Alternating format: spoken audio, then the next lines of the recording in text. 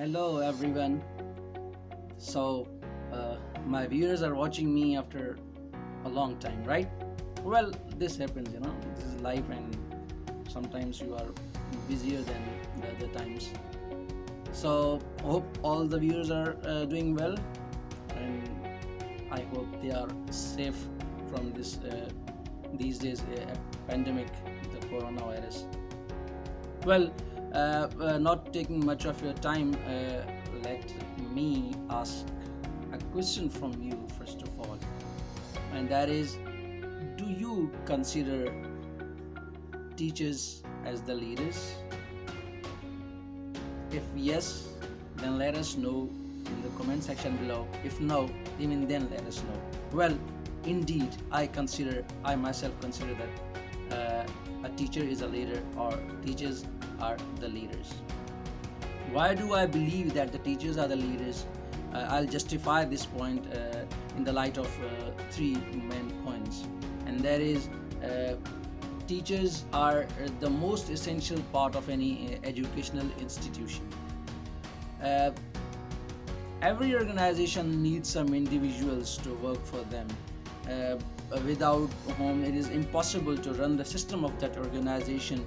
Let's take the example of a garden, for example. If the gardeners do not work over there, then of course it is impossible to grow trees in that garden. And secondly, let's take the example of an industry or a factory. Let's say if the workers do not work in that factory, then of course there's no use of that factory, and it is not possible to perform each and every task in that industry with the help of machinery. There is of course some manual work needed. uh, Same is the case of any educational institution. The sole purpose of any educational institution is to provide a formal education system, or provide a formal system where the learners or the students can learn. And similarly, the sole purpose of any educational institution is to teach, or to provide a formal system to the students. And when we think that who actually teaches students, it is the teachers. So it is very much clear from this statement that it is not possible to run the system of any educational institution, be it a school, a college, or a university, without the teachers. So of course we can consider them from this point of view, that teachers are the leaders. This was the first point. And secondly, teacher as a leader in the classroom.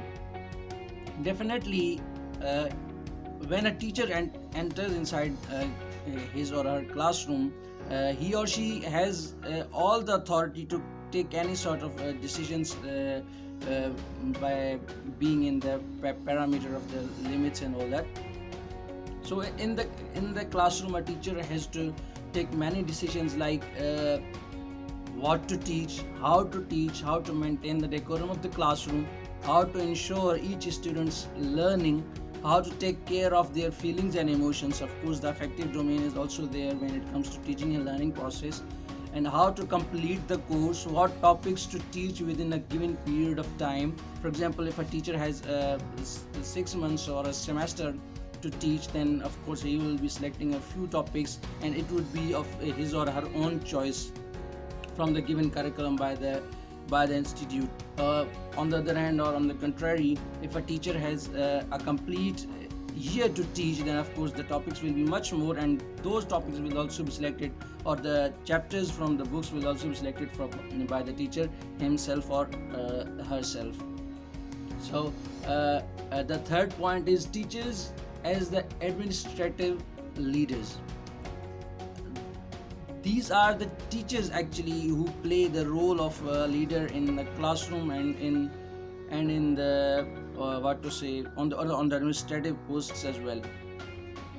Look, how they act as administrative leaders. Like, at these levels, teachers cooperate with the administration for the achievement of school's goal and mission. They cooperate with other teachers to fulfill the demands and the expectations of students from them. Additionally, they also communicate with the parents about the progress of their children, which is of course the function of any like administrative post. So this is a sort of teachers as the administrative leaders. These were the 3 points with the help of which I could explain that, or I could justify that the teachers are the leaders. What aspects of the teachers make them the leaders? Uh, what do you think actually? What aspects do make them the leaders? Please let us know in the comment section below. Well, we'll discuss this in the light of our REACH model, which is a good part of literature. R stands for risk taking, and E stands for effectiveness, A stands for autonomy, C for collegiality, H for honor. So we'll be discussing these 5 aspects of teachers that make them the leaders, like risk taking and teacher leadership. Every individual in his or her life has to take risks in order to bring something new, bring change, to innovate something, to innovate a new idea. That anyone has to take the risk. Similarly, if a teacher takes risk inside his or her classroom, this makes a big change in the environment of the classroom. It may be in the form of bringing up the new activities in the classroom that has not been practiced earlier by that. Second is in the REACH model. The second is effectiveness and teacher leadership. Like those teachers who are actually the leaders, who believe themselves, who believe in their own abilities and qualities, they are effective too. Like they exhibit best practice, professional growth, and teach with love and heart. Like they are professionally very grown-ups, and they teach with their full interest and enthusiasm, and they work hard while at their workplace. Of course, hard work is needed in every field of life. Similarly, teaching needs hard work, and what I believe is teaching needs more hard work than the other fields of life, because it is to make others understand new concepts, new things, and new ideas and all that. uh, their passion for their profession is vividly visible during teaching. Of course, when any teacher, a teacher leader, when teaches inside the classroom, the activities seen in his or her classroom, and the way he or she carries on the different plans over there, it shows that he or she is working very hard. And a teacher, along with being a subject expert, possesses following qualities. What is included in effectiveness? A teacher is able to connect knowledge of different disciplines. Like a teacher leader is the one who does not teach his or her only subject.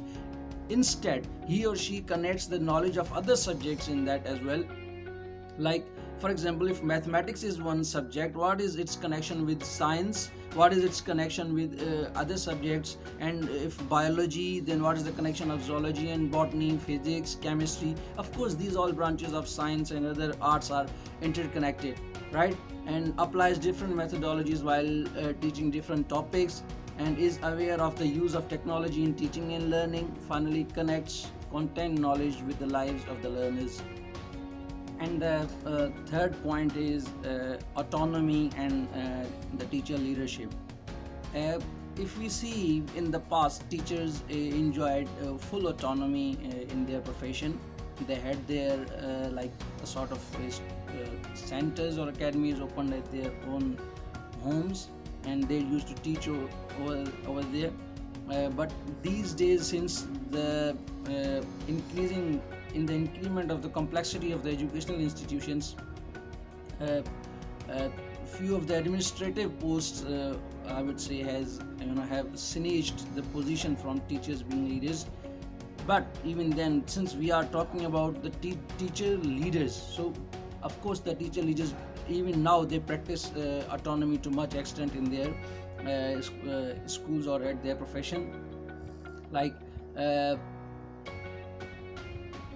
it is in the form of decision making. A teacher enjoys full autonomy in regard of his or her classroom practice. This is also sort of when you take a decision in your classroom, being a teacher, this is a sort of autonomy. You can take any sort of decision you want, or he or she can decide what topics to teach in what manner, sort of autonomy.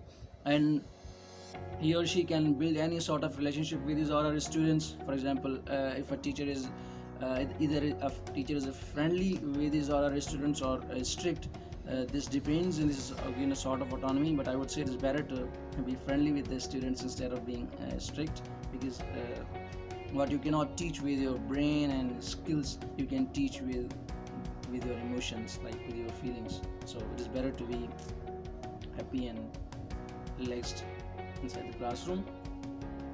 A teacher plays or his autonomous role in overcoming the problems of school by providing possible solutions to the head of the schools. For example, if being at an administrative post, the head of the school or any institute is asking a teacher to give any sort of suggestions, then of course it is a sort of autonomy. You can suggest anything you want for the betterment of the school.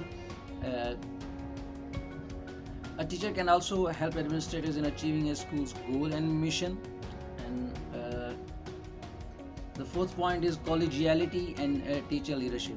Collegiality refers to the cooperative relationship among colleagues. Okay, a good teacher leader cooperates with his or her colleagues as well, be it in the form of learning, be it in the form of decision making. A good teacher leader always, looks forward for the best possible solutions of the problems towards his or her colleagues. Like collegiality requires a teacher leader to possess a few qualities like problem solving and conflict management skills. Of course, the 21st century skills very much necessary for a teacher these days. The ability to build trust among other colleagues and administrators. Okay, and he will promote towards the overall betterment of the organization. And the last one is honor and teacher leadership. Of course, teacher deserves the most honor than any other profession, than the few professionals of any other profession.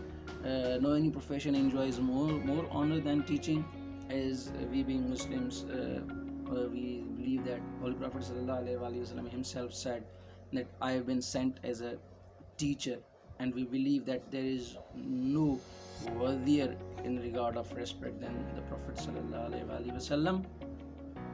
And it is also seen in our side that parents of children members of almost every other profession respect teacher. Of course, particularly in our Sindhi society, we call them Sain, and this is the most beautiful word, in Sindhi language.